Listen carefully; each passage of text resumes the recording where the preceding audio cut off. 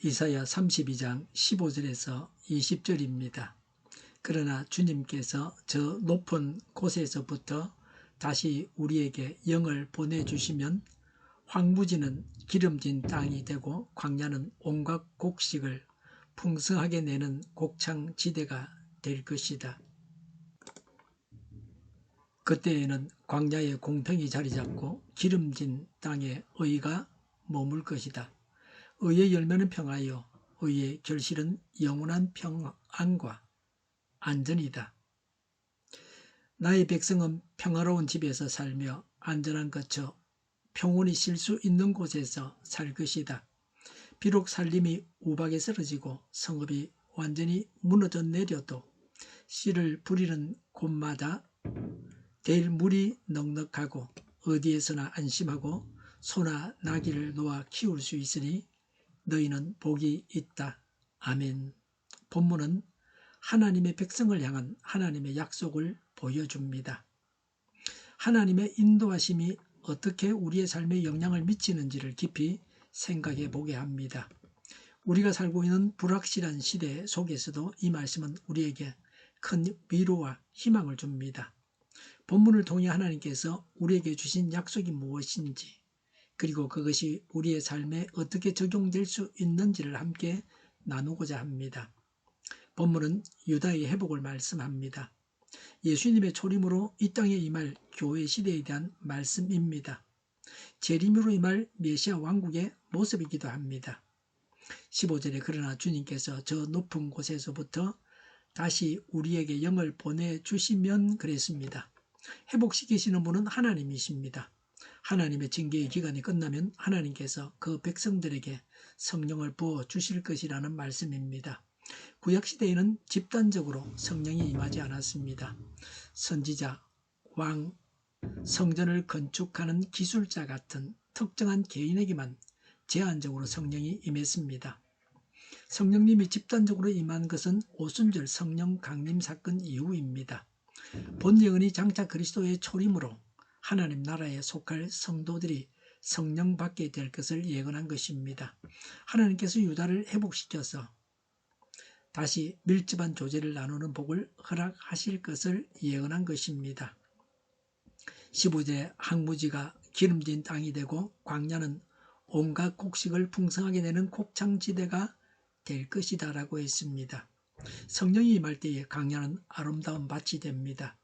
그 밭으로 인하여 하나님의 백성들은 더욱 번성할 것입니다. 하나님께서 직접 각 사람을 다스리심으로 모든 자연 만물도 죄의 세력에서 벗어나 회복될 것입니다. 성령의 역사는 우리의 마음을 변화시킵니다. 하나님의 뜻을 깨닫게 합니다. 이는 단순한 감정적 경험이 아니라 진정한 변화를 가져오는 하나님의 사역임을 강조합니다. 성령을 통해서 우리는 참된 지혜와 이해를 보게 되고 하나님의 뜻을 따르도록 인도를 받습니다. 16절에 그때의 광야에 공평이 자리 잡고 기름진 땅에 의가 머물 것이다 라고 했습니다. 광야는 비천한 곳입니다. 비천한 곳에 공평이 있습니다. 기름진 땅은 가장 존귀 여김을 받는 곳을 말합니다. 가장 존귀 여김을 받는 곳에 의가 있다고 하는 것입니다. 우리는 지금 지도자 문제로 고통을 당하고 있습니다. 대통령이 불의하면 나라가 얼마나 고통을 당하는지를 체험하고 있습니다. 국회의원이 불의하면 백성들이 얼마나 고통을 당하겠습니까? 구청장이나 동장이 불의하면 지역 주민이 얼마나 불행하겠습니까? 교회가 불의하면 우리에게는 소망이 없습니다. 위로 올라갈수록 더 의로운 것이 좋습니다. 공평과 의는 하나님의 통치 원리입니다. 하나님은 통치 원리를 분명히 하십니다. 이 하나님의 통치 원리를 따라서 공평과 의를 우리가 이 세상에서 이루어 가야 합니다. 17절에 의의 열매는 평화요 라고 했습니다. 의로운 행위는 평화, 즉 풍성한 기쁨을 가져다 줍니다. 야고보서 3장 18절에 정의의 열매는 평화를 이루는 사람들이 평화를 위하여 그 씨를 뿌려서 거두어 드리는 열매입니다. 의는 궁극적으로 예수 그리스도의 십자가 공로입니다. 십자가에서 우리를 하나님과 합평케 하셨습니다. 17절에 의의 결실은 영원한 평안과 안전이다라고 했습니다. 의로 통치되는 메시아 왕국 백성들의 궁극적인 행복은 창조주 하나님 안에서 누리는 절대적이며 영원한 안식과 평안입니다. 의가 임하며 그 결과로 평화가 올 것이라고 말씀합니다. 우리가 하나님의 뜻을 따르며 살아갈 때 우리의 삶에는 의의 열매가 맺힙니다. 이는 곧 평화와 안전을 가져옵니다. 이 말씀은 우리에게 하나님을 의지하고 그분의 기준에 따라서 살아갈 것을 권면합니다. 18절에 나의 백성은 평화로운 집에서 살며 안전한 거처 평온히 쉴 수 있는 곳에서 살 것이다 라고 했습니다. 장차 하나님의 백성이 거할 처소에 관한 묘사입니다. 완전성을 묘사합니다. 어떤 세력 다툼이나 분쟁이 없는 평화로운 곳, 어떠한 적의 위험도 없는 안전한 곳, 그래서 평안히 안식할 수 있는 곳입니다. 이 세상에서는 온갖 폭력과 부정에 대항하여 고통 중에 있지만 장차 임할 완성된 하나님의 나라에서는 평화와 안식을 누릴 것입니다. 19절에 비록 살림이 우박으로 쓰러지고 성읍이 완전히 무너져 내려도라고 했습니다. 살림은 유다입니다. 성읍은 예루살렘입니다.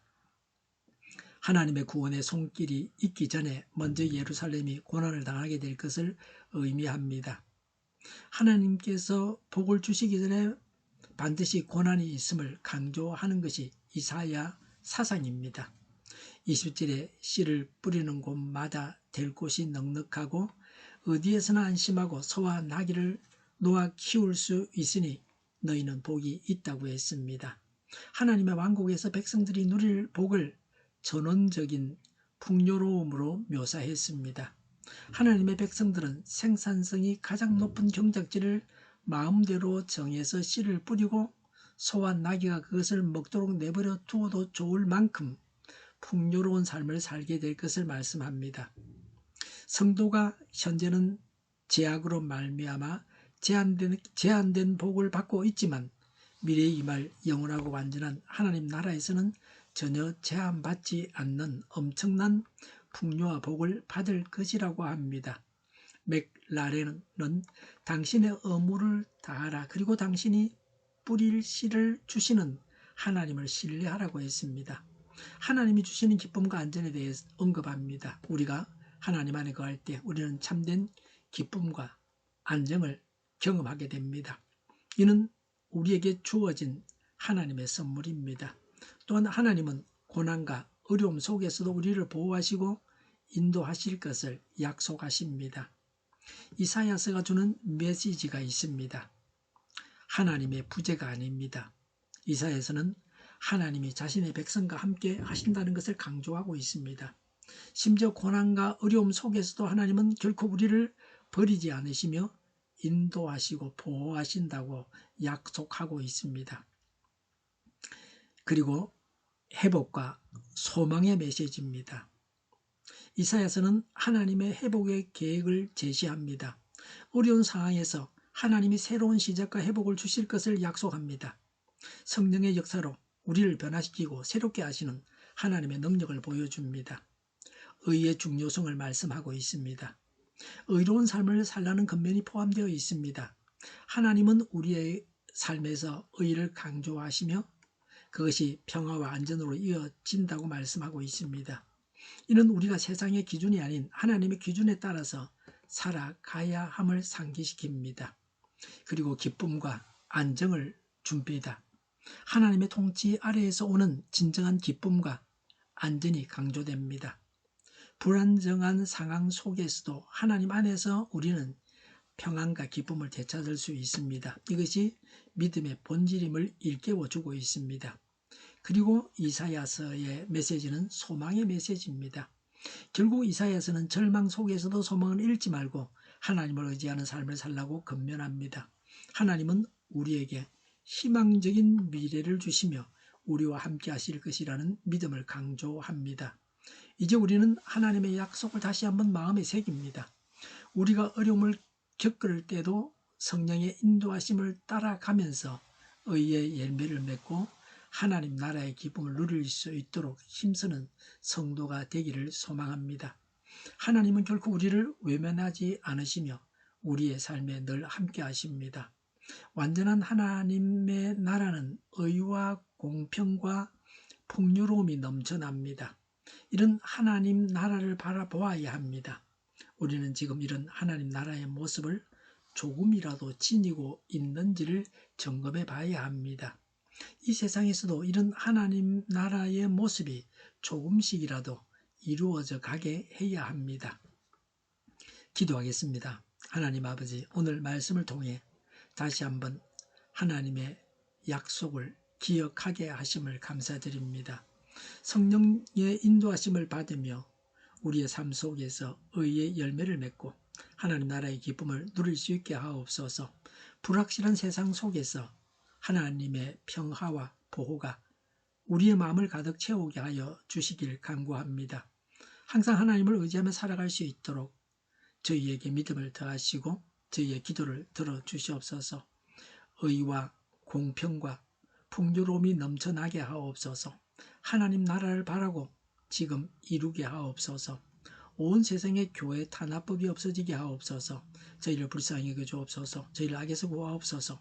하나님의 뜻이 이 땅에서도 이루어지게 하여 주시옵소서. 저희의 간구 영답하여 주옵소서. 기도하기를 쉬지 않게 하옵소서. 저희의 필요를 채워주시옵소서. 오늘도 차고 넘치는 복된 삶을 살게 하옵소서. 감사와 찬양을 하나님께 돌려드리며 예수님의 이름으로 기도드립니다. 아멘.